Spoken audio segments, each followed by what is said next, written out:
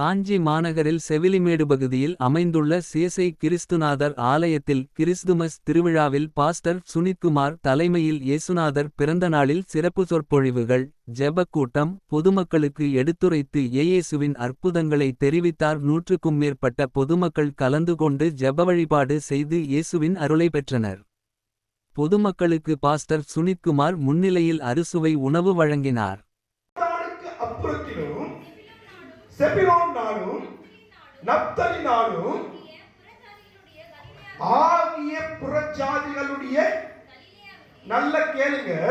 இங்கே ஆண்டவருடைய பிறப்பு ஒரு குறிப்பிட்ட மக்களுக்கு, ஒரு குறிப்பிட்ட இடத்தாருக்கு, ஒரு குறிப்பிட்ட சமுதாயத்துக்கு, ஒரு குறிப்பிட்ட நாட்டுக்கு அங்கே சொல்லப்படவில்லை. அங்கே சொல்லப்படுகிறது 14ஆம் வசனம். இருளில் இருக்கும் ஜனங்கள் பெரிய வெளிச்சத்தை கண்டார்கள். மரண இருளின் திசைகளில் இருக்கிற வெளிச்சம் உதித்தது என்றார்.